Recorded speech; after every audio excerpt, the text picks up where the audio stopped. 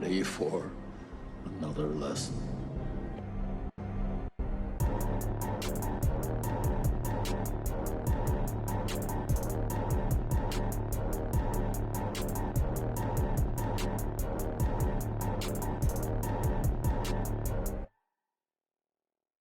What's up, everybody, and welcome back to Back Row Banter, your favorite casual movie talk podcast. I'm one of your hosts, Adam Schwartz, and on this week's episode, we'll be talking about the movie It Follows. But of course, before we get to any of that, I'm joined today by walking Nathaniel Gingrich. What up, folks? Just strutting around town. I'm strolling. Strutting, Having a gander. sky gazing, cloud watching. Just a saunter. Just if you a will. saunter. Ooh, that's a good one. Love saunter. Love saunter. Yeah, that's me. You know, just always walking. It's not saunter weather now, though. It is Nathaniel not- it is not definitely- saunter No, weather. it is by anything. It's a jog, a light jog at right. at best. It is get me inside A as yog. fast as possible yog. weather. Yeah, it's crispy outside right now. Crisp is a word.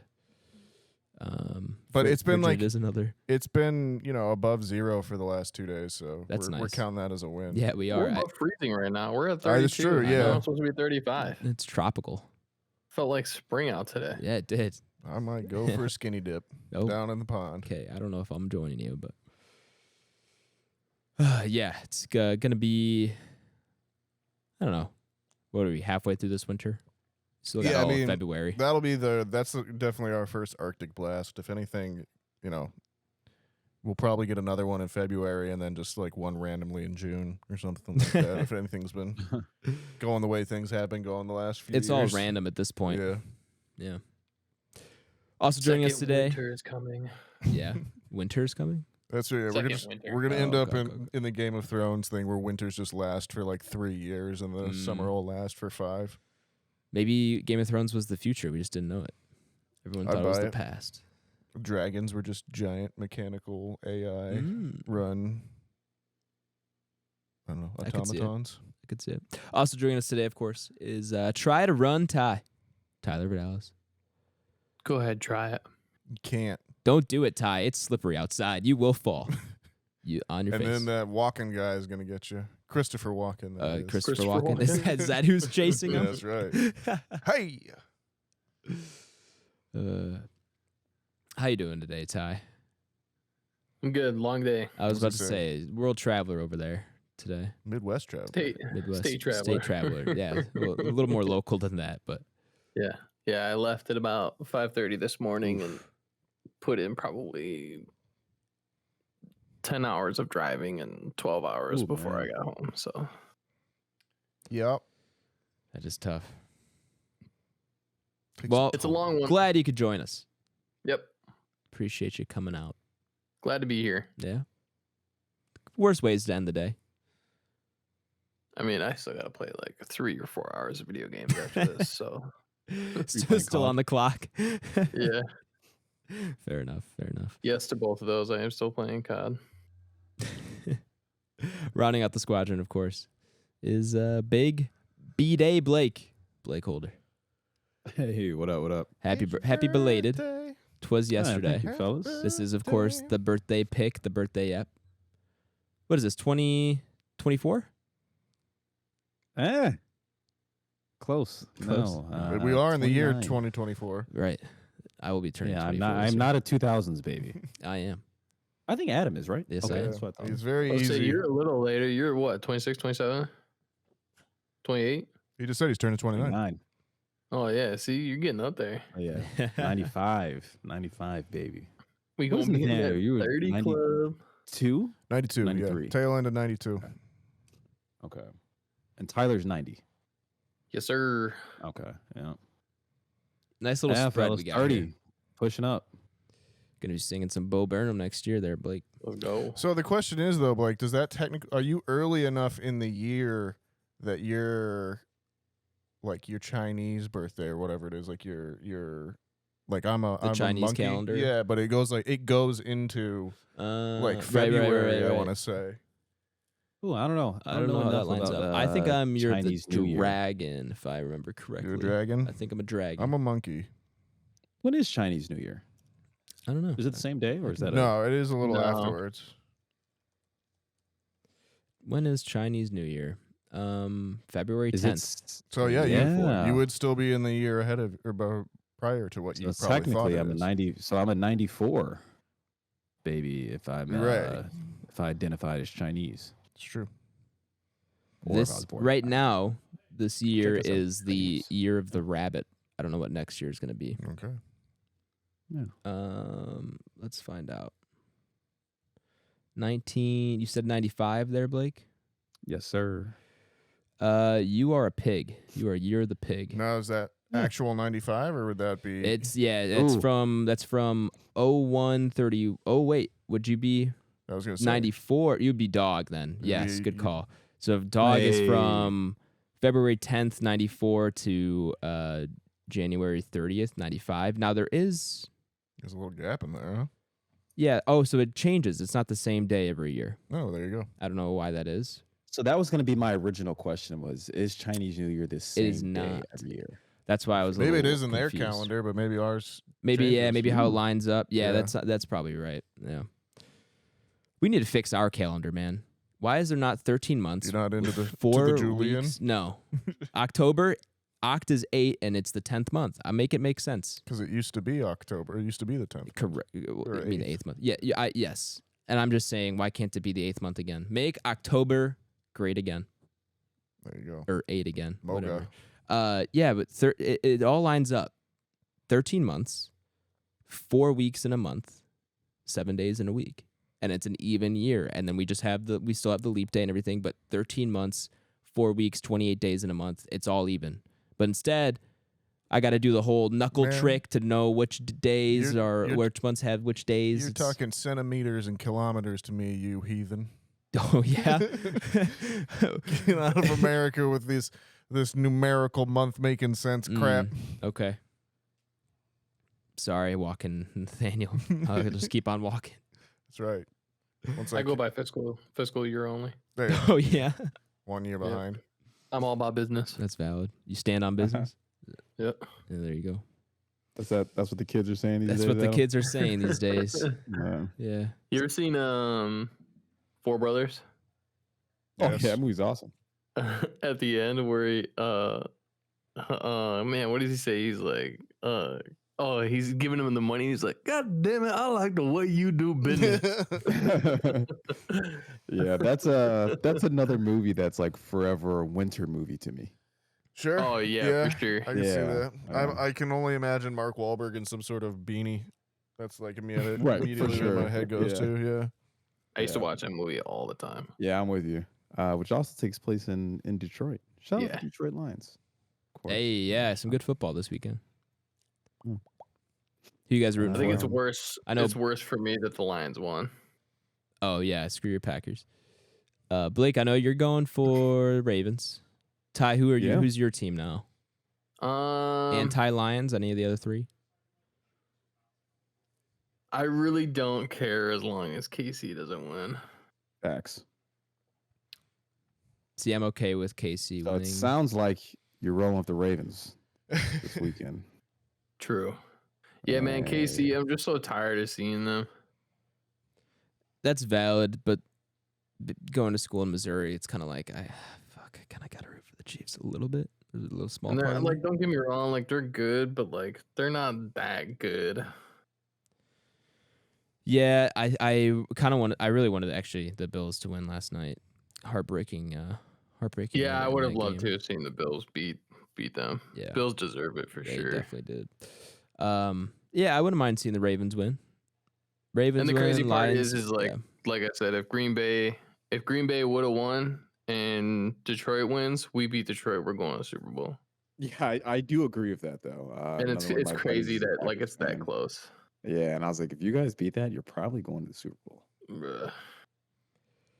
It was Yeah. tough. But like I told you guys, it was a good game. It's, you know, like I said, it didn't come down to some stupid ass call or anything like that. It was just good ball, and it is what it is. Fair enough. Optimistic way to look at it for sure. Got to stay up. Can't wait for the Bears to be in the Super Bowl next year. Right. I'm a fan of telling jokes around here. I want to talk about bears, but I don't want to talk about bears. I want to talk about movies. Welcome, listeners, to the main review segment of the podcast. This is where we review movies. Who would have thought Weird. that a movie podcast talks about movies? Nathaniel, if a listener here is new or potentially maybe they've just forgotten, can you give them a rundown of how the review segment works? What up, folks? If you're new, or maybe you've just forgotten the way that the review system works here on Back Row Banter, is it is split into two sections. There's the non-spoiler section, then there's the spoiler section. It's pretty self-explanatory. In the non-spoiler section, we'll go around the quadrant, have to decide if we recommend this movie. Got to be a yes or no. There is no nuance on the internet. We'll go over its IMDb page, who wrote it, who directed it, who's in it, all that good stuff. Then we'll play the spoiler noise. If you don't have anything spoiled for you, go ahead and check out at that point. But do come back later in the show where we'll have it marked in the show notes for you. In the spoiler section, we'll go over any big plot twists, spoilery moments, all that good stuff. And then we'll rank it up on our Entropy list, which is our big list of everything we've watched on the podcast. Ranked. Adam, tell me about It Follows.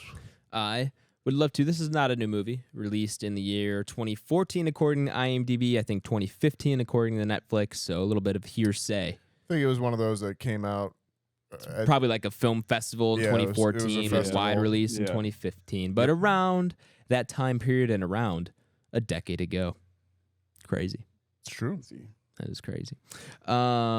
Directed and written by David Robert Mitchell. I skipped over rated R, runtime of 1 hour, 40 minutes, and IMDb rating of 6.8 out of 10. Directed and written by David Robert Mitchell, who hasn't. This is done really his debut. a And lot then he since. made Under the Silver Lake, and Yep. then I think he's And- making the sequel. Yeah, They Follow is in pre-production. And then he's also got, it says Untitled Anne Hathaway and Robert Mitchell film is Okay. also in pre-production. Perfect. And then Evergreen Pines and the Fading Summer sounds like it could be a sequel to Under the Silver Lake. I don't know. He's got 3 movies in pre-production, so we'll see which one of those ends up coming out. The cast includes Bailey Spry, Carolette Phillips, Lauren Bass. These feel like order of These appearance. are order of appearance. I hate it. Micah, Bane of Yeah. my existence. Micah dude. Monroe is going to be your main actress Thank in this you. one. For sure, but that wasn't the first name. I was like, oh, Adam's going for the Micah long haul here. Monroe. Lily Seppi? Yep, that's her sister. Okay. That's the sister. We got we got Greg as Daniel Zavato.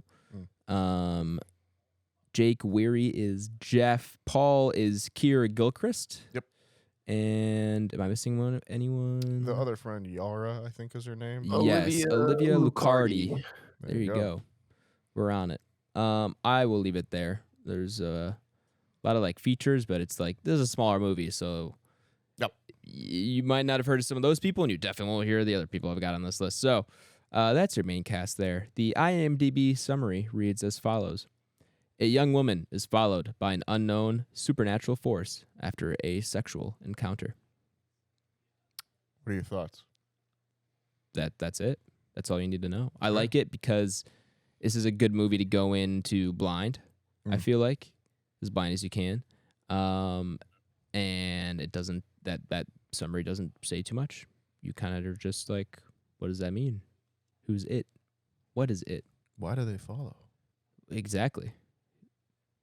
So, Papa Schwartz, Ooh. God bless his heart, thought this was a sequel to It, the clown movie. Okay. And he was like, have you Fair seen the enough. first one? And Yeah. I was like, huh? And he was, and then I realized what he was talking about. I was like, oh, no, this is not the clown thing. And he was like, oh, okay. Which, understandable. yeah, I in can't some blame him. ways- I feel Pops. Yeah. I feel him. I wouldn't be surprised if this is like a Pennywise, like a third act reveal that this was Pennywise doing all of it. Like, it would Right. probably, you Right. know, would kind of follow. Yeah, this is a prequel to all that. I mean, There this you could, yeah, that tracks. Vast existential. But yeah, I entities. thought that was kind of funny for a second. Did he go in on it as well too? He did. We watched this last night. Now, if I'm not mistaken, His first watch. this was one of your first horror movies, right? Yes. Thank you for reminding me of that. Because yes, I kind of watched this probably somewhat short after it came out because I remember hearing a lot about it when it came out. It got a lot of buzz. So I probably watched this in 2016 or 2017. I think it was late high school for me.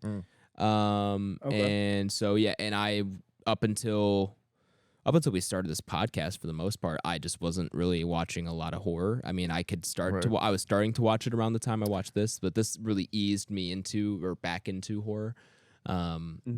So yeah, this was an early one for me where I was like, let me dip my toes in, see if I can still handle this genre. And of course, this is not huge jump scare kind of movie. Not the it's horror, but it's not a typical, not what you think of when you think of a horror movie. If you think back around this time, this was kind of in the horror genre. I feel like this was just after kind of the Paranormal Activity, found footage boom had kind of stopped. And like you were in there was like the Saws had kind of run their course as well too. There wasn't really a lot going on in the genre at that point. I think like the other biggest movie kind of around that time would have been like your Insidious or your The Conjuring. So much more, much more kind of your 2013 mainstream jump scare, what's going on in the house, something's haunted kind of thing. And this I feel like was the first set of that kind of new set, which was like your trauma or your decisions are coming back to haunt you and like will not stop kind of thing. Right. Yeah. Or what's the term Scream 2022 coin? Was it elevated horror? Elevated horror, Yes. Yeah. Which this also is one of those films that does have a modern Scream reference. It does, so obviously it's a pillar. This movie was released 3 years later. It would have been released by A24. Like if it came out now, for sure, it would have been an A24 movie, for sure, that kind of thing. They're probably picking up the sequel. Probably, probably. At least they should. So yeah, I had seen this before. Has everyone here seen this before? I saw it when it came out. Yeah. Blake, obviously you have. It when it came out. All right, cool. So everyone had seen this before here. Yeah. Papa Schwartz's first viewing, he thought it was okay, and I was like, wow, that's surprising. Because on second viewing, I still really enjoy this movie. I think this might be my third time, but I don't remember when the second time was. But upon rewatch here, still really enjoy this movie.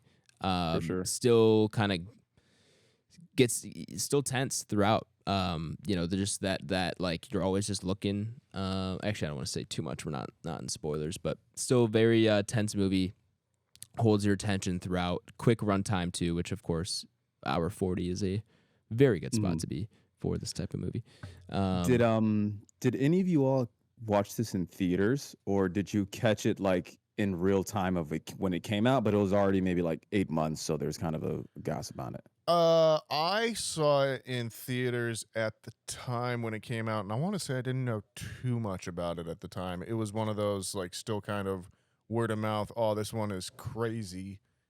And like I think 3 or 4 of my friends went and saw it that weekend. But yeah, it wasn't one that I had like a whole bunch of hype about going into ahead of time, or that I knew a ton at the time. Fair. Ty? I don't remember seeing this in theaters, but it was definitely one of those ones where people were talking about like nonstop. So I definitely caught it after theaters. Okay, fair. Yeah, I think I'm kind of in the Nathaniel ballpark where I caught this. It had to been probably so. I think there's like one of those film fest released like late 2014. Yep. And I think it had the theatrical US release. It sounds like March 2015 because I want to say I was home for college on spring break, and then with my girlfriend at the time, it was kind of like, let's go see a movie and like what can we watch? Right. And I was like, oh, there's a horror movie that came out today. Like, let's go watch it. And it turned out to be this movie. So like going into this like super blind, that would have been such a cool. It was awesome, man. Honestly, my favorite going in blind experience. Right. I was gonna say this would be a great one for that. For sure. So what is everyone thinking here? Rewatch. How many times have you guys rewatched this? Like I said, this is probably my second or third. Yeah, this would have been my third or fourth rewatch, I want to say. I think I probably saw it once more with friends, and then I bought it maybe a year or so ago on digital and watched it at the time.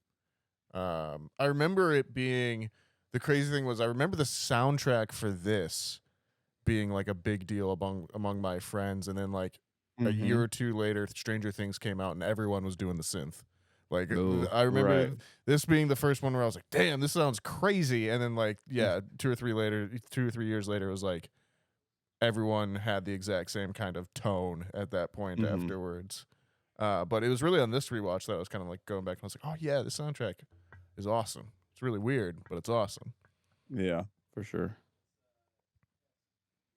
Blake, is this one of your ones that you just kind of throw on now whenever you want, or is it a special occasion watch still? Yeah, not quite. It's not in that Scream realm, right? I mean, I would imagine I think I've seen this probably 4 times. I would certainly say under 5. Okay. Right. So I'd probably say 3 to 4 times. Once in theaters, definitely went back into it some years later, and then probably a few years after that, I'd say. And it is, I think eventually over time it will become one of those, like I'm just gonna put it on at all times. Sure. But actually it's really capturing. So like it's hard for me to just kind of put it on in the background. Like Scream, you want to I pay can do that. attention. Yeah. Like Scream, I can do that, then like go do something, come back, look at the screen, laugh at the joke. Like it's kind of hard to do that type of stuff with this film. But definitely one of my favorites from when I saw it. It was definitely like, oh, like this might be my favorite horror movie that I've seen in a long time. Yeah. It was one of those when I came out in theaters. And I think it still holds weight today to go 10 years plus. I think it's still one of those films. So, and I guess kind of my question going back to when Adam was talking about going into this blind, and I guess I didn't know that you had already seen this, Adam. But is this even one of those films where you can still go in blind? I feel like this almost has too much. Oh, certainly. I mean, my dad hadn't heard of it. Pop culture references now. Really? Yeah, I still think so. I don't think it's stayed around and it's popular. I mean, like people who saw it still remember it and still talk about it. But if you haven't seen it, but I don't feel like it's one that people are still like actively talking about or referencing too much. I think Hereditary came out 3 years later, and everyone just kind of globbed onto that one as like the like pillar of that kind of generation of horror movies, where I feel like this is like the lead up to it. It's the Insidious to Hereditary's Conjuring. You know what I mean? Right, where sure. like it's not quite as popular, but the old heads know it. Right. Yeah, I think you can definitely still go into this blind. You may have heard something about it, but it's one of those concepts that like, how do you describe the movie in 60 seconds in an elevator? And you can do it, but it does give away kind of the core conceit of the movie as well too. Mm-hmm. Yeah. Yeah, no, this movie's 10 years old at this point. Do we have a lot more to say in non-spoilers, or do we want to go? No, I think we can into spoilers here pretty it. Seems quick. like we probably got 4. Actually, don't let me speak, just because it's my birthday pick. No. I don't know if we have 4 recommends. We'll let the boys see what they say. It is a recommend for me. Certainly a recommend for me. I am also a recommend. Yeah. So 4 recommends all around. It's unanimous. Unanimous. If you have not seen It Follows. It Follows. You don't want to have it spoiled for you. It's on Netflix. It is on Netflix. You should go watch it. But of course, if you haven't seen it, you should not listen to our spoilers. So go ahead and check that episode description where I have left a timestamp you can jump to. Because if you don't go jump to that timestamp, well, you're going to get the movie spoiled for you, and that's not a good thing. We don't like that. So yeah, we're going to go ahead and head into spoilers. Nathaniel, can I get a spoiler noise for the week? What do we got cooking here? Ooh. Shit goes down. And it keeps coming. Keeps on coming. It does. Yeah, Steady fellas. like a train. This is one of my obviously favorites, right, of like modern horror.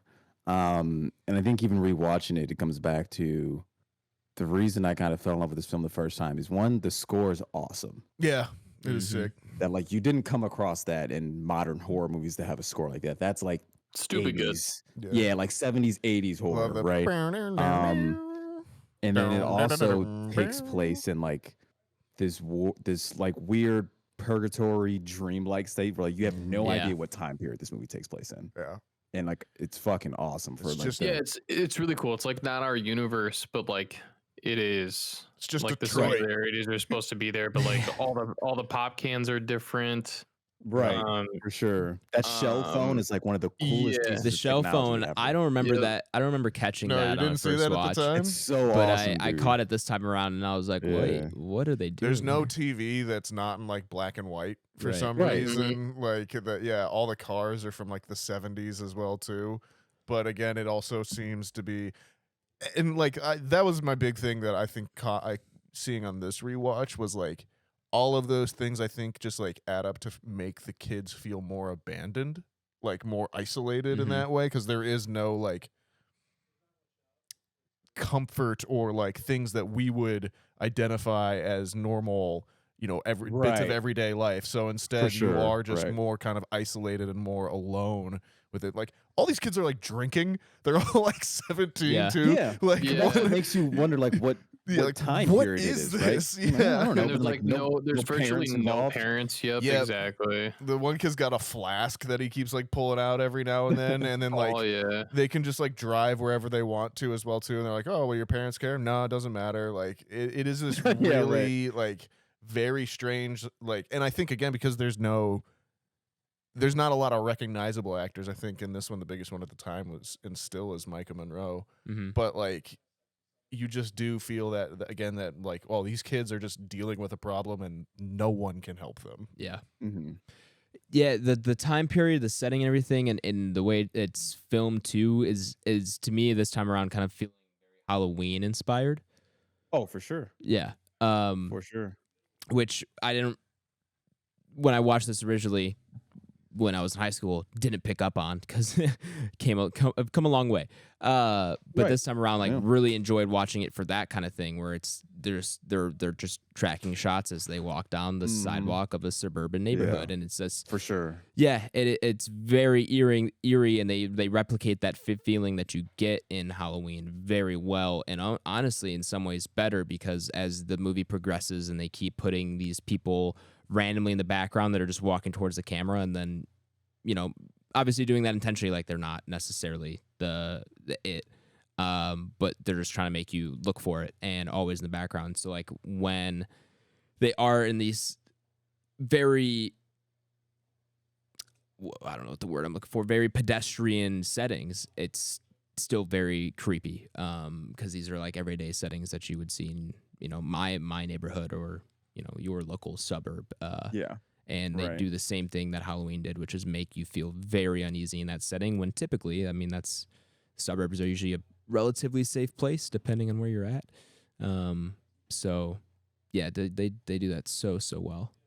Right. And it's just shot so well, and the director's just smart because the way this reads on a script in the years of horror this was actually filmed in, Mm-hmm. right, of like the 2010s, this could easily be just like a schlock horror of like teens Oh, having sex sure. and dying. Yeah. You know what I mean? It's like, but like they didn't take that route at all. Right.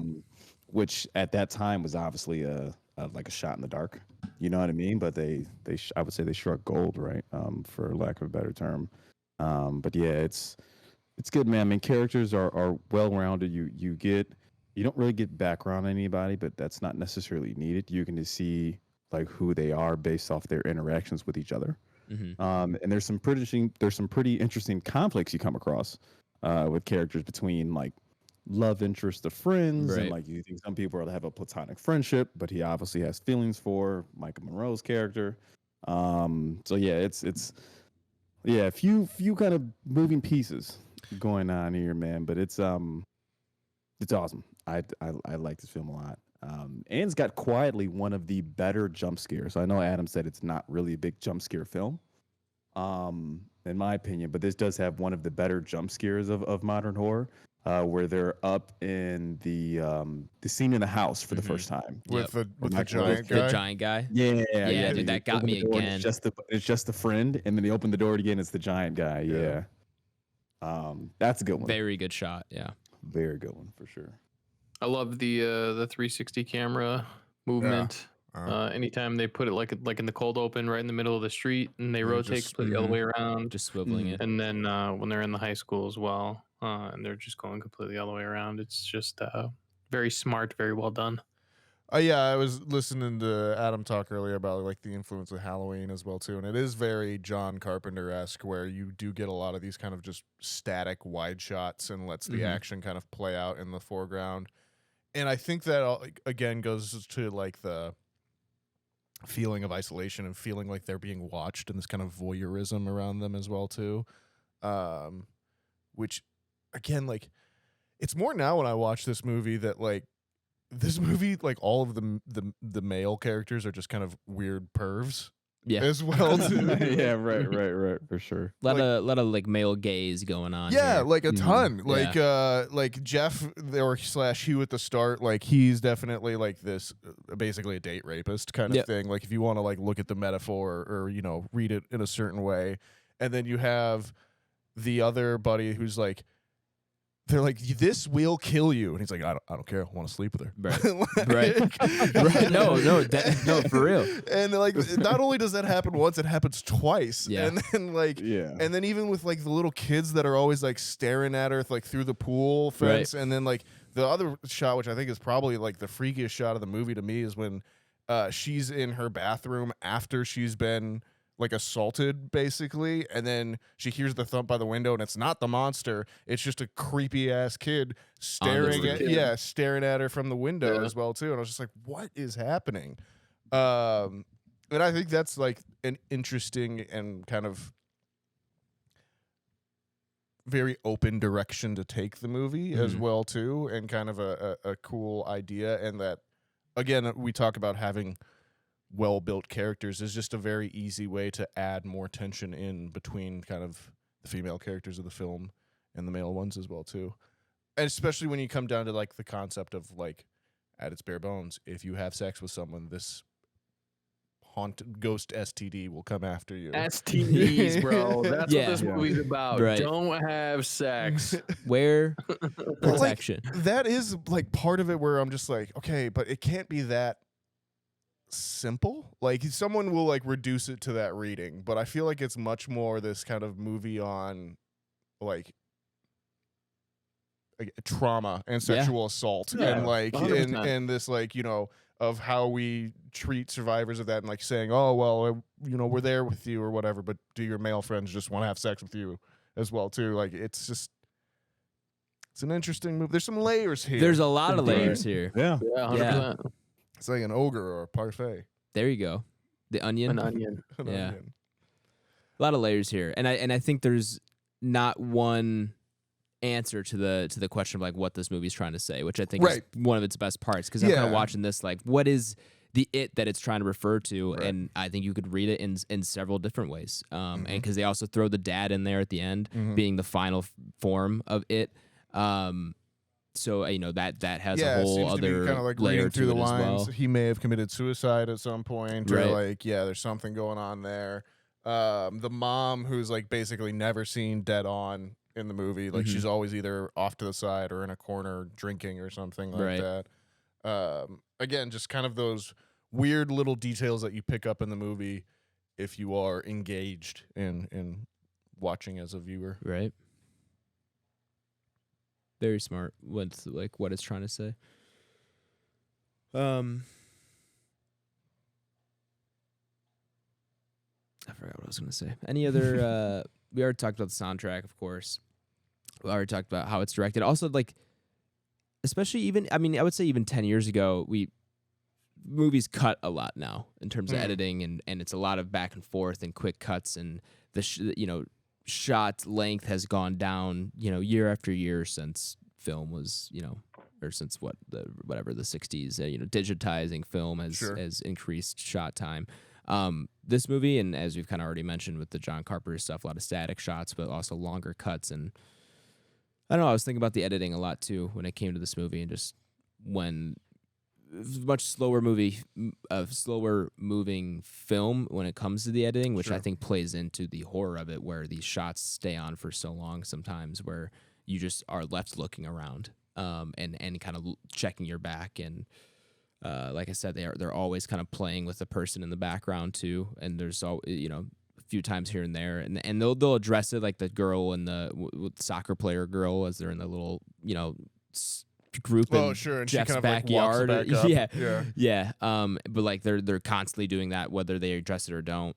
There's always people in the background, or not always, but quite a few times they'll put somebody in the background, and you're kind of guessing, is that is it not? They don't sometimes Right, you as the address it viewer directly. are obviously getting kind of your ideas Right. there as well too, and getting to play along. Right. And I think that is also one of the things that made this movie such a, I don't want to say hit, but like, you know, a lot of the best horror movies put you in the situation and force you to ask yourself, okay, if this was happening to me, could I survive or anything like that? And I think this movie, with its concept and with its kind of execution, was a really well distilled version of that too, where like a lot of people, I felt like, just were playing that game with themselves. Okay, well, what would I do to survive at this point, or could I survive at anything like this? And yeah, I don't know.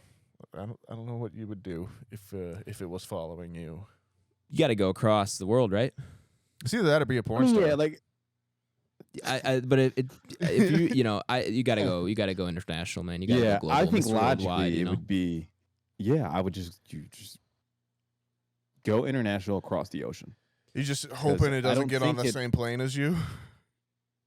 I mean, fuck, dude. I mean, I'd drive to an airport far away. Yeah, I think that's what you'd have to do, and then Right. like that would at least buy you. I mean, Can it fly, or like I year. assume it can't get on a plane? I don't think knows? so. Yeah, I think if it walked, it would have to just like Go into the ocean. walk down the bottom of the ocean. Right. Yeah. Walk down the bottom. Yeah, At least buy you a year plus, right? maybe. You don't know how much time it's really given you, right? You don't. Not really. All right, so I Jet. guess after dealing with it for so long, you could probably start to keep track of time and see how many miles, or is or it, you know, is it one of those things where because like I had a viewing experience with Justin. Justin came over on Saturday because he couldn't hang out with us one weekend, so he just came over and just him and I chilled. And I was like, "Well, I gotta watch It Follows," and he was like, "Oh yeah, I'm down." So we watched it together, and it was just like one of those things where we started talking about, we're like, how would we kill it, and if it is unkillable, how would we survive? Like once you have it, you can see it, so now do we just like start a little community of people that have seen it before, and now you can just kind of pass it around so people can just a free get love sleep community. every now and then. Yeah. Like we're like, you know, how do you figure out how to just deal with it, so then it's just completely useless? And like, I don't know, what if the person that currently has it dies naturally or accidentally? Does it just go away, Final or does the Destination cycle continue? Yeah.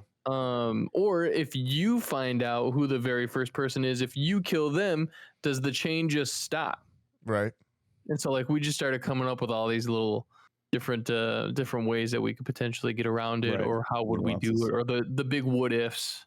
Yeah, and that's the cool point of the movie, right? Because it gives you those talking points to be like, oh, like how could we do this? Well, what if this? What if that? And it just gives you a ton of variables where nobody ultimately has the answers.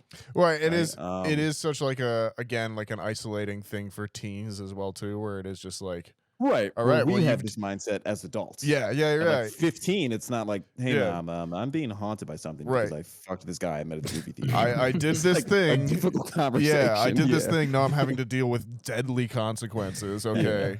How do you justify that? Or how do you live with that? Because they can't just get on a plane. Like, yeah, I'm not even sure you could actually convince your parents at that age that what's going on is real. Right. I don't think you could. Right.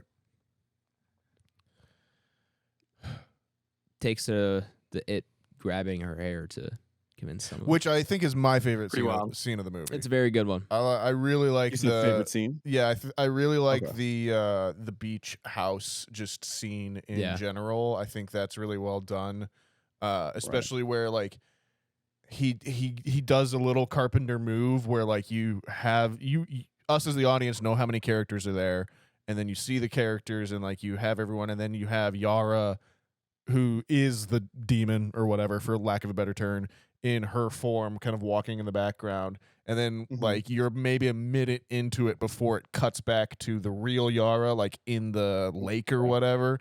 And you as the viewer just get to do that mental math immediately, and it just kind of gut punches you. And I think that's kind of my favorite sequence in the film. And then you get obviously the raised hair and everything off of that, and then the creepy kid coming in through the doggy door and whatever. But yeah, it's just that's my favorite scene or sequence very well done in the movie. Yeah. I would say. Don't know why she had her back to anything, but yeah, fair enough. You know, it works. I find the climax a little bit underwhelming in some ways. I could agree with the pool, particularly with like the like kind of lead up to it, where you have the really cool again like soundtrack comes in, and then you got the clouds and the lightning and the rain and everything, and then like, okay, our idea was we were gonna trick him into the pool and then electrocute him. Mm-hmm. All right, fair enough, and then we just end up shooting him. Like, right. I don't know. There's something about that I just find and then a he's little in bit. The pool, and we still don't try to electrocute him. Yeah, like, right. Yeah. That I agree. I felt that first time around. Felt it again. I do kind of like how it's a little open ended as to like the last shot. Yeah, the very final shot is cool. It's great. I love it. Perfect ending. It's the resolution of this particular. You're right. The climax is a little anticlimactic. Yeah, it's the resolution of this particular demon with their family or whatever. That I'm just kind of like, I needed something else. Right. Could agree with that for sure. Yeah. So, speaking of the final shot, it's cool because he's placed at like that person is placed at a certain distance where like you're genuinely curious, like, okay, is that just some like that could be somebody just walking on the sidewalk. They're in a suburban neighborhood. Mm-hmm. You've seen other people, like there's somebody I think like raking leaves or something like across the street. Yeah, there are people around them. Yeah. But I guess more so in terms of the pool scene, right, where they finally realize or they put together a plan of how they think they're going to get rid of this. Which is just cool to ironically take place on like the stormy, of course, thunder lightning night. You know what I mean? It's just pretty cool. But it took me a few views, and even kind of going back and reading some things. So I was able to. This is my second time catching it. But has anyone been able to piece together that the person that they actually see in the water? Because I want to say it's Micah Buckwell's character, and she's like, "Do you see it?" And he's like, "Yeah." And he's like, "Well, what does it look like?" And she's like, "Oh, I don't want to tell." I don't want to say. Yeah, she tells her sister that. Yeah, right, and that's actually her father. Right. Yeah. So that took me a minute to piece that together. Like I didn't catch that my first two watches. I think I got it right after that because like. I think just after that scene, it cuts to like her bedroom or whatever, and there's a photo of the family together, and like that's where I was like, oh, okay, that's kind of where it's going with that. But yeah, it's unremarked on through a lot of the film itself, right? Exactly what happened to the dad, and like we know that something did at some point because I think even like the neighbors like, oh, that family's fucked up, like crazy shit always happens to them as well too. But yeah, it was interesting on there, and I feel like there's like a whole other story there that we like, we don't necessarily know, right? Well, I love that world building where it's like the writer, Mitchell definitely knows what happened, like what the father did, but doesn't tell you. But everyone else around him, like everyone knows what happened except for the viewer. Right. And he knows, but you don't. The it's not like know. They just don't want to talk about it because they wouldn't. Right. Yeah. Exactly. Yeah, I love that world building. I love when movies do that, and I think it's used really well here. And also, I think the fact that it's left ambiguous helps the fact that there's not one answer to this movie in terms of what we were talking about with the theme and the message and everything like that. The fact that what happened to the father is open-ended leaves the interpretation open-ended as well. So I like that it's not father, shot himself when we were kids, like that kind of thing. Right. My favorite scene is the cold open. I love that I love that's like the very first time you see the 360 camera. Yep. Mm-hmm. And then you also immediately start to ask yourself what the fuck is going on. And then you get her just sitting on the beach with the headlights of her car, and it's like one of like the coolest shots of this movie. And then smash cut. Yeah, to her just fucked up. Yeah, she's on the phone like, "I'm sorry, Dad. Like, I'm done running." Like, basically resigning. Horrifying scene, and like to start off the movie like that as a cold open it's a great. And even my dad was like, "What the?" Well, and yeah, I like too that it's left ambiguous to like kind of exactly what the entity, how it kills you, because like there's like the obviously the cold open with the girl that's been violently like beaten, it seems like it kind of twisted or whatever, and then like when she does see it going after, I think it's Greg or whatever, it's like it's as his mom trying to like almost fuse with him in some weird way, and like you're just like, what the hell is happening, and you just never know. That's it. Maybe we'll find out and they follow. Maybe. I hope it's not a situation where we get too many answers. Yeah, it's a Hollywood sequel, man, to a horror movie. Like there's very good chance that we're gonna get answers. I'm gonna guess the answers are trauma. No. I think to loop it back real quick. I think my favorite scene. Oh yeah, go ahead. Probably the classroom scene with Mike Rowan, which is very Halloween-esque. Okay, where she like looks out the window and she sees like the It Follows mimic, whatever, but it's the old like nursing lady. Yeah. That's probably my favorite scene because that's really an epitome of a Halloween shot. That as long as the one on the sidewalk one too. Yeah, both of those for sure. Very Halloween-esque, and I agree with you 100%. That's good shot for sure. I still think my favorite is the jump scare of the big man in the hallway, just coming out of the shadow, because they hold it there for a second where you expect to see someone behind her or something like that, and then you're like, oh, and then he's there, and just really good shot there. And the beach scene, of course, is really well done too. If any of you guys ever see a naked man standing on my roof, though, I want you to let me know. Yeah, that's the only thing that like that's my biggest gripe about this film is that scene. It just didn't really make sense compared to the rest of the film. Yeah, like why would it be on the roof? If they already mentioned it takes like the quickest way directly to you. Sure. Right, we're like it's not walking on sidewalks every time. Like the school I'm referencing, it's like walking through the middle of a fucking schoolyard through an intersection. Right? It's like I don't know. It's just kind of strange that it would end up on the roof. But, I agree. I had that same thought. Secondary, if you do know that you have this, and you are a pretty girl, do you become the greatest international assassin? Because yeah, I mean, like it's gonna do the work for you. It's like it's like Death Note. Yeah, exactly. You write the name down and it takes care of it for you, and then it'll come back. You don't have to worry about it. Yeah. Unlimited power. I have a very unique set of skills. It's true. Yeah. I don't know. Who said the cold open? I think it was Tyler. That was Tyler. I did, yeah. Yeah. No, that's a good talking point. I mean, I like it. And obviously once you're aware of the film, like on first watch, you can't really piece that together until you're aware of the film. Sure. But it just logically makes sense where I know you're a big fan of the circle shot where the camera's going around, but it makes so much sense because the lady's obviously trying to like deter the monster like from the front door. Yeah. Like chase her in a circle, then go back the other way. I do like the physical like kind of effect that they have, that they're like, it's not fast and it will slowly follow you. So you can just kind of loop around it. Yeah. Kind of like that. Yeah. Or like, you know, when little kids used to chase you and you were like 15 or whatever, and you could kind of just like keep pace with them just by jogging or whatever, you know? It is. I do like those kind of shots. There's a couple different times. Video games, we call it kiting. Sure. Yeah. Or when you lead a boss one way so your teammates can go another. Or like, I like you'll have what is clearly the monster coming after you, and then it'll just be around normal people. And they just kind of like don't see it or don't interact with it or whatever, and get that kind of like they look through it towards you or whatever. I think what Tyler or Blake was talking about earlier at the school when she's like hello, and then like the two girls to the right are like hi, and then but she's talking to the encroaching monster as well too. Yeah, it's good stuff. It is very well made all around. I was worried I wasn't going to like it as much this time around because I think I have seen this a second time and I remember not liking it as much. But this time I'm all the way back in. Very good.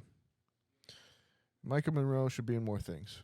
Yeah, I really like her in this. I don't know why she didn't kind of... She had a little Scream Queen run there around this time. Yeah, she was in this and like The Guest, and then it was like a bunch of just kind of B movies. I mean, I looked at her stuff. IMDb. She's still making stuff. It's just not a lot of big maybe she'll come back for the sequel. Stuff.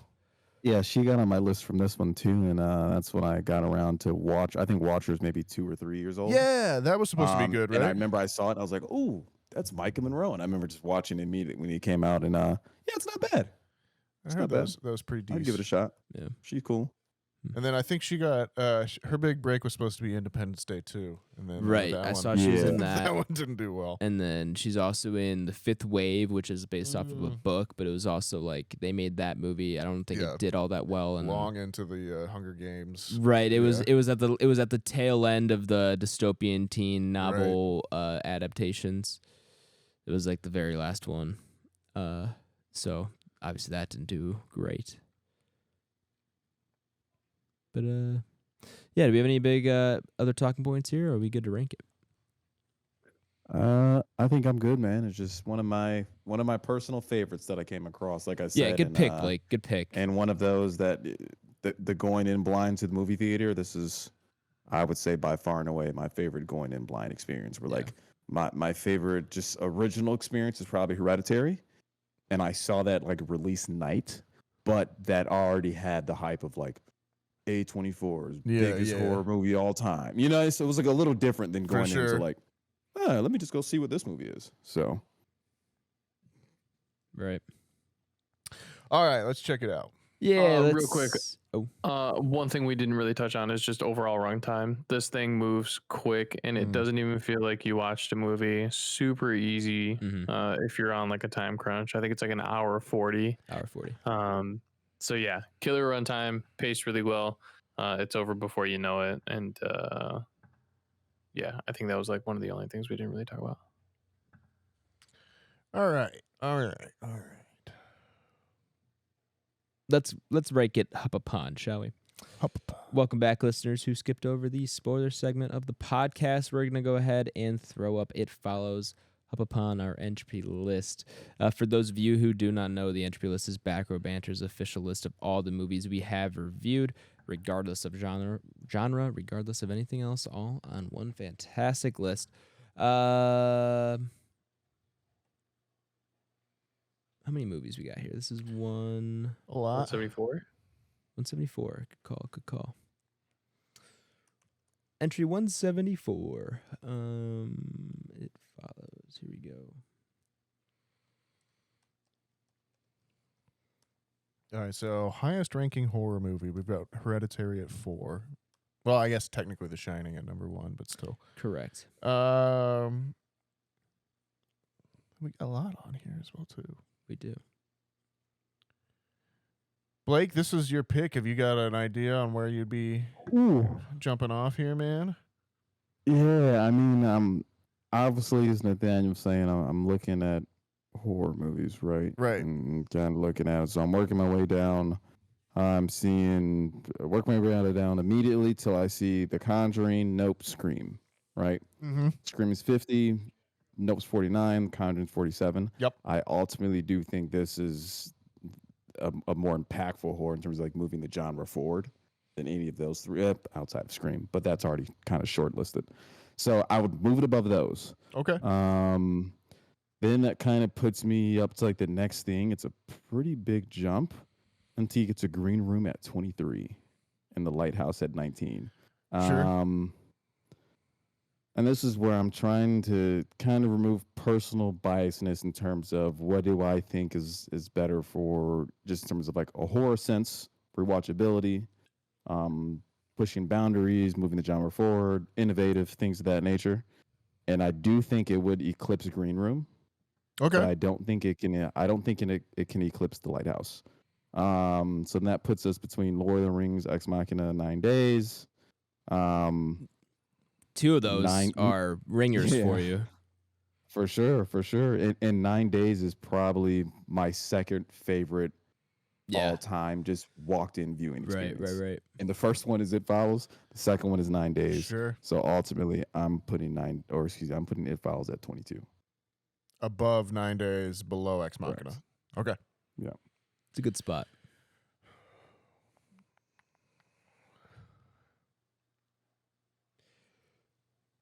This is tough. It is. It is tough. It's really tough. I started at American Psycho. Okay, so that's 55. And I actually went a little backwards. Ooh, that's fair. And it's only because from 61 to 80 there are 0 horror films. Sure. Your most like intense one is probably Coherence, which these are in a very similar vein where it just makes you think so much outside of the realm of like possibilities or like what you walked into, whether you had a preconceived notion of what the movie was about to begin with before or not anyways. And then I see like Good Will Hunting, Redline. I think I would sacrifice Wuthering With You, even though it's super good. And I really think that, dude, like this and Coherence are so like hand in hand for me. They are very similar. But I think I'm gonna split Redline and Good Will Hunting. So I think I'm gonna put this at 72. Okay. And A Knight's Tale is really, really hard to get past. It's a classic. It is a good one. Fair. Similar to Blake, I think I was right in my Conjuring, Nope, Scream kind of wheelhouse in there.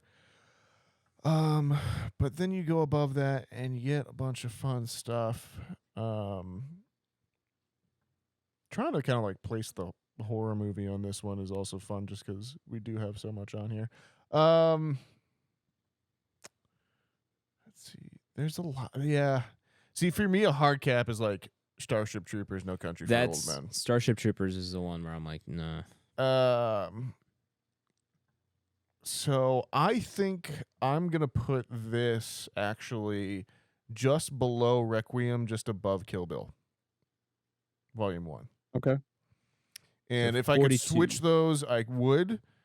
But yeah, Sure. I'm going to go 40. Actually, no, I'm going to go 43. I'm going to put Kill Bill above this. Kill Bill Volume 1 is that good. It is that bitch. But it will be above Training Day, I think. So that would be 43. Very valid. I want to put... There's some movies tripping me up as there usually are. One or two here or there, but I think Starship Troopers is a hard cap for me, but as I scroll down, the other hard cap for me is John Wick, where I'm like, I can't put it above John Wick. So I'm going to go right below because I do feel fine putting it above Nope and Scream, to be honest. So I'm going to put it at 49 below John Wick and above Nope. You sighed really heavy there. Are you okay? You know, it's just, it is what it is.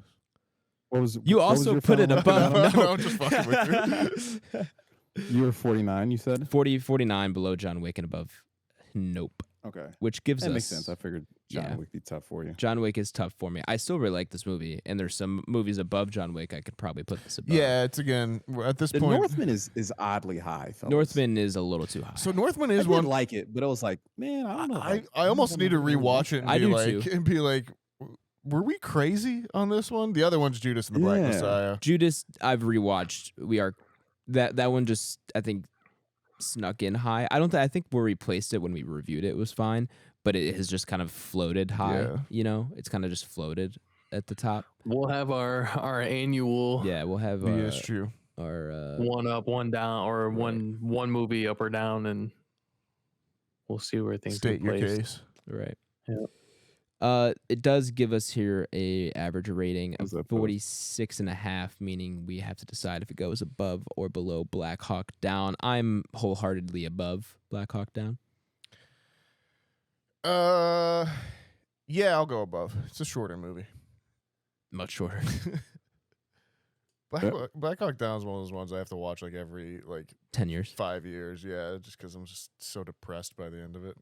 I know Blake will be above, so it doesn't really matter what I say, but I also think it would probably be above from just a rewatchability standpoint. Facts. All right, so we're above 46. Yeah. Cool. It follows. Not above Spirited Away. Let's go. Yeah, that's another one where I was like, please don't. Yeah. right below Spirited Away and above It Follows. Or sorry, no. Yeah, Above Black Hawk ultimately, Down. I'm fine with that. You I'm good big there? on It's a Training Day. Yeah. I'm big on Kill Bill. It's like ultimately I am okay with that. Obviously, there's things you'd like to change around. It is but above ultimately, Scream. I can live with that for sure. Yeah. I think that's a good spot for it. That was a very widespread though.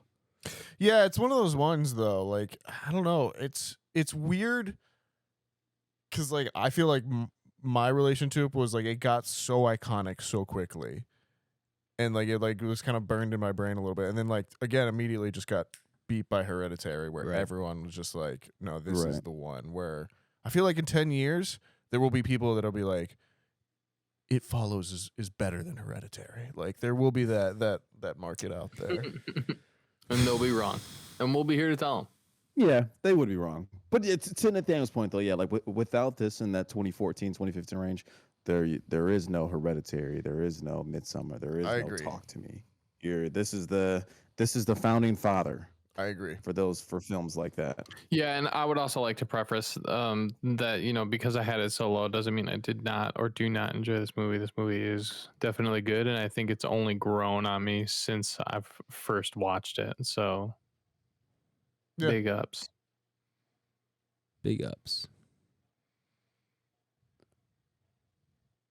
Also, I think we need to bring the fashion back. Dude, the there's some fur good coat that fits. she wears. Yeah, man. That kind of fur coat with Yeah, it's that's actually like pretty knee dope length. coat. Yeah, It is, yeah. For sure. Oh, I didn't mention this in spoilers. It's not really a spoiler, but I love how Greg is just like washing his hatchback like it's a Cadillac. Yeah, it's just POS car. Right. Yeah. Hey, I used to have a Honda Accord that everybody called a piece of shit, but I used to wash that thing like once a week. That I'm sure that was better than that car. That car was a rust bucket. I literally had like guys at the fire station, like one of my lieutenants, every time I'd wash it, because they would we'd be able to like pull it inside and like wash it down and everything like that after, we're not doing anything. And he'd be like, "You really do think you can polish a turd, don't you?" And I'm like, first of all, yes. Second of all, you can. Watch Mythbusters, you idiot. We saw it. Oh, also that bullet wouldn't travel that far into the water. Yeah, that saying. was the other thing where they shoot into there, and I'm like, oh, that's a tough shot, man. Like you got different planes going on there. All right. That's it for the review segment here, ladies and gentlemen. What do we have next week? Oh no, I forgot to check this, and I don't know if Napoleon Dynamite. Are we still doing that? Is that what we decided? Yeah. All right, we got it. Yeah, it is the rules. It's on the schedule. It was fucking The rules. That's right. That's right. This one was this on the short list for a while? No. Oh, Blake just pulled it, and we were like, yeah, this is great too, Right. huh? All right. Yeah, I felt like it should have been on the short list once he said it. That's fair. Let me see if Napoleon Dynamite's streaming anywhere. I haven't watched Yeah, that. I think I'm gonna be happy. I think I have a DVD copy of Napoleon I know Dynamite my somewhere. family does somewhere. I just don't know. It's on Hulu, it's saying. Oh, there you go. Hopefully it works. Hulu just doesn't work next week. Well, sometimes it says it's on Hulu on this website that I use, and it's okay, not actually on Hulu. So I'm gonna gotcha. try to find out for sure. But I have a DVD copy somewhere. I don't know. Yeah, I think I told you guys last time where this will actually be my first viewing of Napoleon Dynamite. Oh man, I've only seen pieces, know the pop culture references. Obviously, it's a fucking 20-year-old film, damn near. You know what I mean? But yeah, I've never seen it in its full entirety. I'm really interested to see how this has aged. Yeah, I am too, actually. Because I haven't watched it in a long time, and I'm nervous. Because I don't know if we're going to find it quite as funny as I did when I was younger. It should be on Hulu. Well, yes, Ty, we know. I'm trying to confirm. Well, I think I he know, just but he Did you just look did the at? work. Did you look I'm at saying Hulu? I'm confirming. Yeah, he Okay, double checked. Cool. Yeah, I usually if you look it up on IMDb, it'll tell you where it's streaming, and IMDb is usually pretty spot on. Where I'm where on it's at least Hulu. supposed to I'm be at the playing. source. We're gonna find out right now. There it is. Watch movie. Boom. I'm watching Napoleon Dynamite on Hulu, ladies and gentlemen. You can Wow, too. you're crazy. So next week it'll be gone. Don't worry. Yeah, right. Technology. But then it's going to Tubi. So yeah, of course. All right. Yeah. Check out Napoleon Dynamite and join us for our review of that next week. Cool. What we're watching, fellas? What have we been watching, Nathaniel? Yeah, I got to obviously It Follows, and then I rewatched The Devil's Backbone a couple days ago as well too. Is that Del Toro? It is, yes. I've not seen it. Is one of my faves. And then I got to a new movie, folks, that it's new to me. It came out in 2022. It's a documentary on it's on Netflix, and it is called Mr. Organ, spelled Misterorgan. And this movie gave me a panic attack. Oh. Like, I've never had this response to a movie in my life. I've seen a ton of different horror movies as well out in the world. But this movie, it's a documentary, like I said. This guy, David Ferrier, is a New Zealand journalist. And at one point, he starts just kind of investigating this guy who is in charge of clamping people's tires at like a local parking lot. So like if someone parks there overnight, he will go over and clamp their tire and like make sure they can't leave. Yeah, he puts the boot on. Yeah. And so he starts kind of investigating this guy, and he just slowly kind of uncovers that this guy is like a true and out psychopath. Like he is just like has no morals, is like only there to manipulate you. And like it was just watching this movie, I was like, oh my God, this guy's out there, and it's full on triggered a panic attack in me. And I had to stop the movie, go and sit by myself for about 20 minutes and like kind of recenter myself and then go back and watch it. Wow. I don't think it's going to have that same effect for most people. I don't know what it is about it for me, but I'd say check it out if you dare, man. Okay, like, what is it streaming on? It's on Netflix. Okay. Yeah, it's just out there. But yeah, it is genuinely, it's an hour, 36 minutes. Came out in 2022. Mr. Organ. Only film I can say that's ever given me a panic attack. Okay. Wow, what a ringing endorsement. Man. Put it on the box. Go for it. Gave me a panic attack. Okay. But really, that's all I've been watching, and I have not stopped thinking about that fucking movie since then. But yeah, Adam, what you been up to? Chugging along a little bit with some Jujutsu Kaisen. I got a few more episodes out of the way. Liking that a lot. I think it's hilarious that Toto and what's his name? Not Shinji Ikari. They're all. I have so many names, anime names stuck in my head. Yeah, nowadays. I know the main character. Yeah.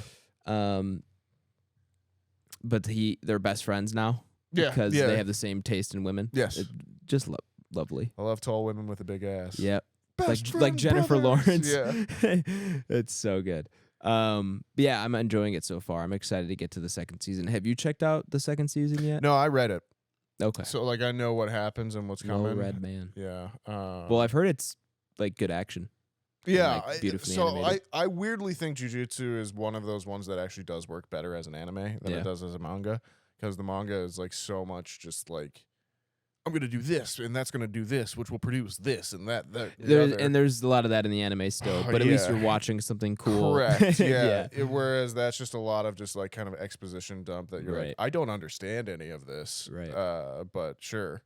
And I can kind of tell this first season is a lot of expedition for the characters that we're getting. Because I'm now like 13, 14 episodes in, and it still feels like exposition where it's like I'm being introduced to characters and their abilities and what they can do. And I'm assuming that's how most of the rest of the first season is. And then I'll get to the movie, and then second season's kind of where things actually kick off. Well, the movie's a prequel. Oh, okay. Yeah, so you can watch the movie whenever, realistically. Well, I will get to the movie probably after season 1. But yeah, I've been watching that. Breakpoint is back, the tennis Drive to Survive. Oh, okay. Season 2 launched. I don't know how many episodes they launched with because the first season they split it up 4 and 4. I don't know if they did that again. I haven't looked. But first 2 episodes were good. like it? Tennis is back and Australian Open's on, and I'm keeping up with True Detective season 4 as well too, which is good as well. Is that on Max? Yeah, it is. Yeah, it's on Max. I'll have to get into Jodie that. Foster is real good. John Hawkes, my boy. Christopher Eccleston showed up in this last episode. Very much The Thing. And what was the other thing I was thinking of?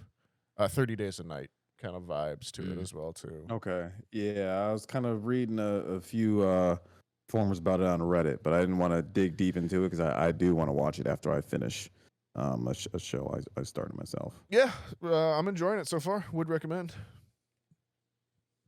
Cool. Trying to think if I watched anything else. I think that's about it. Those are the two main things I've been putting on recently. I don't know when the Halo show debuts, but it's soon, and I'm kind of dreading it. You talked about that last week. Yeah, I know. Then don't fucking watch it. No, I have to. I have to watch it. Then shut up. No, you're gonna have to hear me talk about it every week now, Ty. Just that's fine. I'll watch it. I have Paramount. Yeah, I don't. I'm gonna have to buy it. No, it's not that big of a deal. This second season could be good. It's just the actor's been the main actor Pablo has been talking about how it's a requirement that Master Chief take his helmet off. Like, you have to do that to empathize with the character, and it's just like, no, you don't. Darth Vader, Mandalorian. There's another character you that's empathize with Darth Vader. Well, you can get some emotion out of them. I'm not saying you can empathize with them, but Mandalorian. I don't know. You don't need to see a character's face. It's not like the video games. I empathize with Master Chief. Yeah, I don't know. I think it was just a stupid point to make. Well, he's trying to justify his paycheck. Fair enough. You know what? You do you, Pablo Schreiber. Yeah, that's about it. I'm happy to announce that this past week I have in fact logged on to Letterboxd. Woo! And I've been backlogging a lot of movies. For a while, I had like only 30% of the Entropy list watched on Letterboxd. So I went through and I've now logged every movie on Letterboxd. The whole thing on that every movie. No, every movie on the Entropy list is now logged. And I'm gonna do my best to make that a habit and continue to go forward with that. Are you going to add your reviews, or are you just logging? I don't know if I'll do full-on writing reviews. I can commit to logging because that's easy. Just do a few stars. I think if I'm compelled to write a review, I will, but I'm not going to commit to every single thing I watch. Let's sit down and write 500 words, So we'll see. I'm just trying to get into the swing of Letterboxd, and then we'll go from there. We'll see if I can start writing some reviews. Maybe become a Letterboxd content creator. There you go. That's the next step for all of us. It truly be the Boxed Boys. The Boxed Boys. There you go. But yeah, Tyler, what have you been watching? Football. Hey. Honestly, that's really it. We've been doing our show the fall. And Leah is ridiculously invested, which is good. I haven't got her caught on a show like that in a while. But other than that, it's really just been football. I don't know if I said last week, but I restarted Demon Slayer because I hadn't really watched a ton of the movies. I haven't watched anything but season 1. That's all. I'm gonna go in order of like where the movies are supposed to be in between the seasons and stuff like that. So yeah, definitely do that. But yeah, that's it. Who else has to go, Blake? It's all Blake. Yeah. I was rewatched this. I started The Last of Us. Hey. Yeah, man. Nice. I started that when I was down bad with nothing else to fucking do for hours on end. So like once I got like semi okay, I was like, let me turn some shit on. Yeah. So started The Last of Us, man. So 4th episode so far. Okay. What'd you think of episode 3? That's the big one. Well, not the big one, but episode 3 is the relatively slow. Bill and Bill and Frank. Yeah. It was a very popular episode when the show was debuting, for just the storytelling there and kind of that story in and of itself. Okay. But don't know if you enjoyed it. It was slow. I agree with you, but yeah, I liked it for sure. But what do you think of it? overall, I'm invested. I think I'll finish it. I'll say that much. Okay. I think I'll go ahead and finish the season. Want to see kind of plays out with Ellie and just kind of going through it. But yeah, man, it's good. I want to finish through it, and then I actually want to get to True Detective season 4 afterwards. Hell yeah. So I think that's just gonna kind of push me through it. So I found a quick weird binge TV shows, right, that I can get through. Yeah, a lot of the quote unquote zombies that I've seen so far are pretty similar to the ones in the first video game that I played. I've never played The Last of Us 2.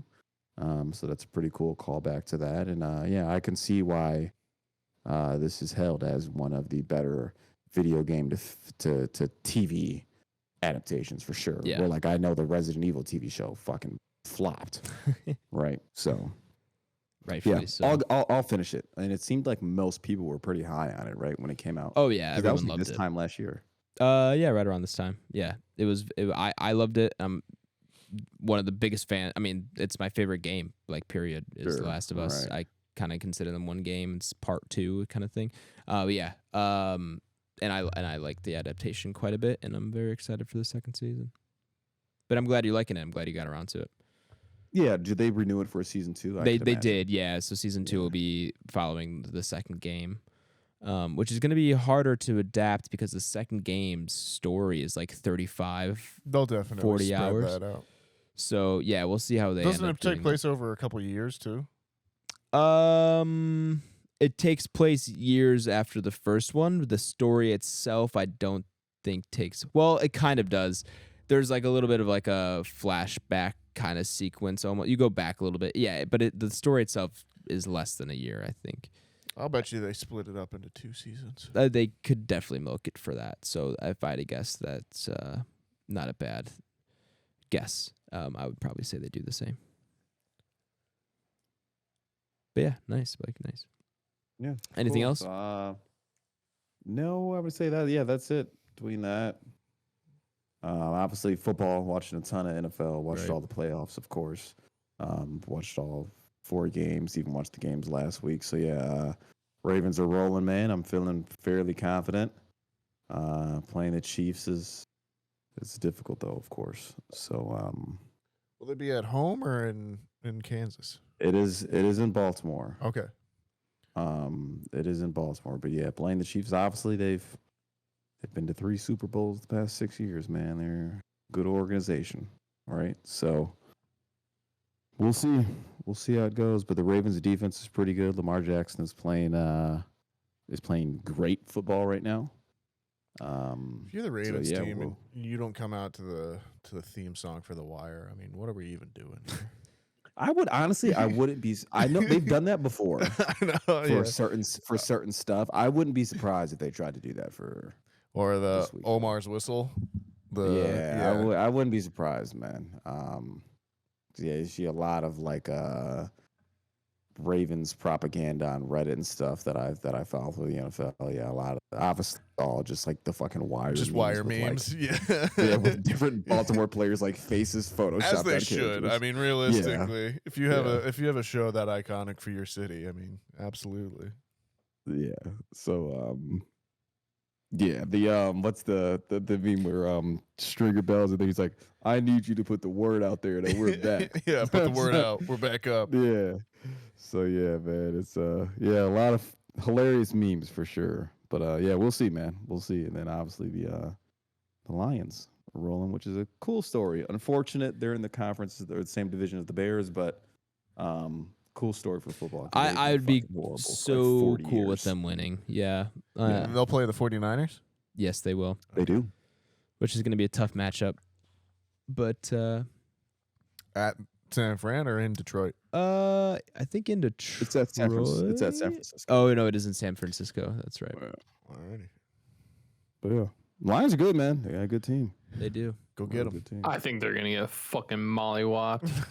You think so, dude? I don't think they've really come down yet. I don't know. I don't think they've been playing the same caliber of ball as everybody else, and I think they've had an easier schedule than everybody else, and so I think I think the 49ers are just going to fucking wreck them.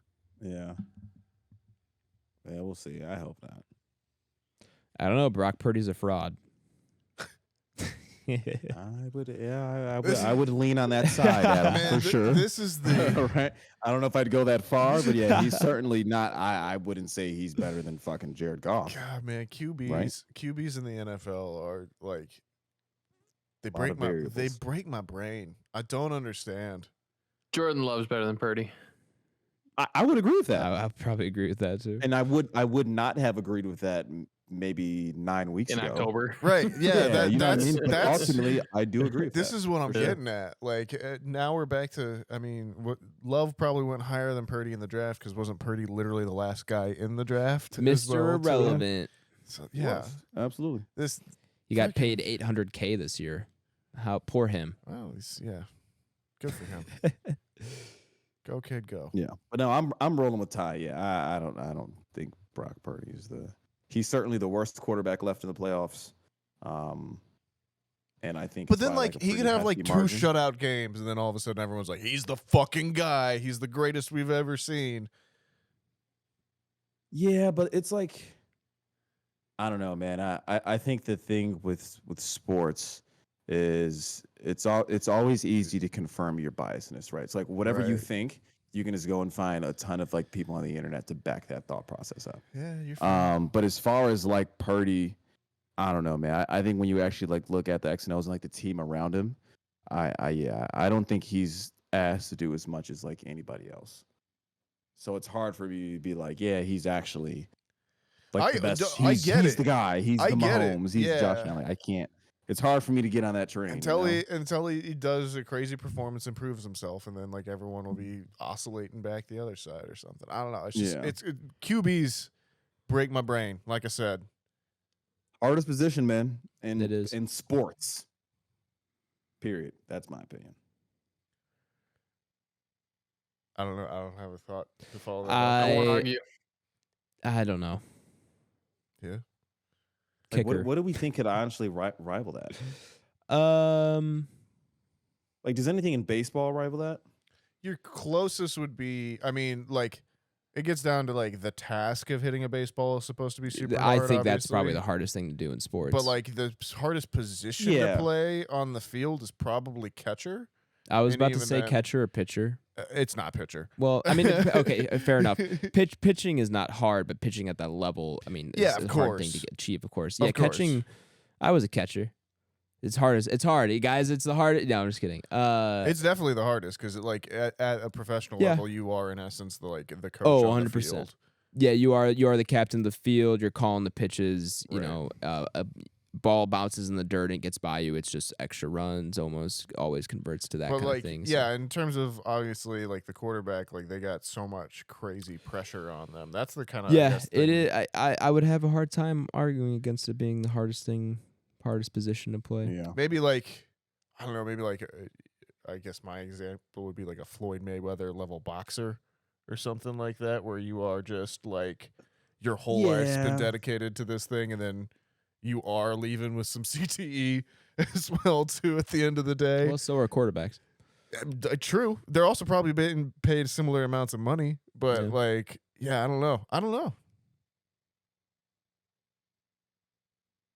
Yeah, I think I think one of the bigger separators for me for like a quarterback football standpoint is, I would say probably 9 out of 10 times a quarterback's IQ is going to be almost significantly higher than some other people. Some are really stupid, but there are some that are very, very intelligent. Yeah, I don't know if I would agree with that either. But I can see what you're saying, like in terms of the amount of stuff that they're having to compute and that kind of stuff and process immediately. Yeah, and they're learning week to week in terms of watching film, learning new playbook. Yeah, but I bet there's some Harvard graduate soccer player that doesn't take a million concussive hits each week. That's got a pretty high IQ or something too. Sure. Yeah. All I know is it's definitely the most variable sport where no matter who you are. Yeah. You gotta have the right offensive coordinator, the right players on the field to capitalize what the offense. I guess that's my thing. I feel like right head coach to buy in. I feel like everyone gives quarterbacks maybe a little bit too much credit, like for how good they are, and like 100%. Granted, at the end of the day, it Or all how falls bad on they are. it all falls on their shoulders. But like, there's so much going on around them that like I don't understand how you can. And I think that's what when I say like they break my brain, like I don't understand how they get held responsible so violently as they seem to. A lot of responsibility on their shoulders. Yeah, every week they're like, "Oh, this guy's the best. Oh, this guy's a bum." Like, piece of shit. Yeah, I hear you, Nathaniel. I hear you. Well, this has been Sports Talk with Back Row Banter. Hey, man, I was here for it. I was like, should I cut this off? Nah, why not? We're out of review. Review's done. This is chill time, guys. All right. Well, I think we do move on out of here at this point, though. Do us all a favor, ladies and gentlemen. Share the podcast. Share with a friend, a family member, maybe something that's following you. Just be like, hey, stop. If something turn around, put on these headphones, and listen to this podcast. I think that's how you could get it to leave you alone for a bit. Probably. Here's our back catalog. Right. Go to town. You got 177 episodes to go through before you can chase me again. I'm down. Challenge accepted. While you're doing that, make sure you follow the podcast. Follow us on Twitter at Banter Row. YouTube is Back Row Banter, and our Instagram is Back Row Banter Pod. And then our email is backrowbanterpod@gmail.com. BlakeHolder, where can the people find you at, my man? Letterboxd, BlakeHolder. I'll be on there logging some things, rating them out of 5 stars. That's all I got for you this week. I've played a ton of MK lately, so we'll see. I'll update that maybe next time. But yeah, I feel like the game's dying a tad bit, so we'll leave it at Letterboxd, and let's push it to Adam. Yeah, you can find me on Twitter at Aish24 and on Letterboxd at Aish. Tyler. Letterboxd, Instagram, and X. All Tyler Vidhouse. VIDLES. Nathaniel. Twitter and Letterboxd at NS Gingrich. On Instagram at NathanielG92. Adam, get us out of here, homie. Yeah, you can... thank you all for listening, especially if you made it this far into the episode. You're my favorite type of listener, and we really do appreciate it. Join us for our review of Napoleon Dynamite next week. We'll be RB.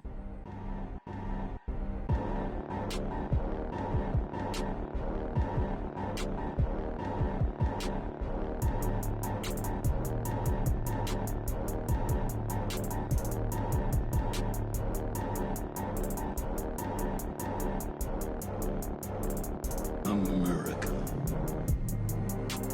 Ready for another lesson. Have you heard of this game called Pal World? Woz has already got it. Dude, it's fucking like all over the place. They've sold 5 million copies in 3 days. Yeah. What's it called? Pal World. Pal World? Like we're pals? It's Pokemon with guns. Pokemon with the guns. It's like it's a survival game. So like you have to like build your own like base camp and okay, I got you right. I see how it plays out now. But like you can go out and catch these pals who also have abilities to help you. Are you playing things. Pal World? We were just talking about it. Yeah. I downloaded it last night. I just read they have sold over 5 million copies in 3 days. I saw that as well. Yeah, market it as Pokemon with guns and then sell it for $30. But they're also in deep shit, I heard, too, because they basically... A lot of their art is just Pokemon. Well, it's AI generated. Oh, I didn't hear that part. So, yeah, like it's very, like, obviously it's very murky what you can get away with in terms of, like, copyright infringement on all that stuff. But, like, they're not so much worried about the fact that they are similar to Pokemon. It's, did they scrape the stuff, or did they scrape the image likenesses and then generate them in an AI blender kind of thing? Because like you can always argue that someone's going to take influence, right? But right.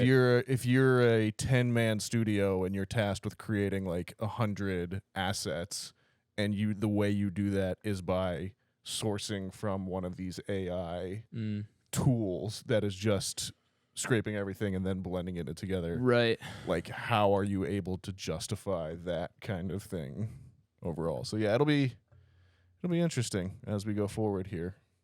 Yeah, I was watching one of the streamers I watched this morning, and they were talking about that, and yeah, it's like it's hard because then like technically every FPS is like every other FPS. Like that's like saying you can't take another gun out of like one game and put it into another game. Yeah, I think it, like I said, it gets down to the like, are you stealing other people's work and and putting it into a thing that is like taking their 30,000 man hours and doing it in a minute just because you can and you have the money? Like, that probably shouldn't be okay. Yeah, you're absolutely. The M16, the M16 is an M16 is an M16 is an M16, right? Like, that's just always going to be part of it. There's not so much you can do, but I want it so humans are still working on that. Rest assured, we know it won't end up on the Switch anytime soon. Yeah. Oh, yeah. Well, that's the other thing. Just like, you're going to come at Nintendo? Those guys? They're pretty big, man. If you're going to pick anyone, do you maybe not pick the source that just has billions in liquid funds around that has been, like, notoriously doesn't invest in other things and just has cash on hand at any moment? Why not go at them? Who else are you going to go at? Microsoft, who's now the biggest company in the world? I think you have a better option of like you do it, and then Microsoft just buys you. Like, whereas Nintendo's going to sue you and make by daddy and have like blood money on your family. Yeah, that's funny.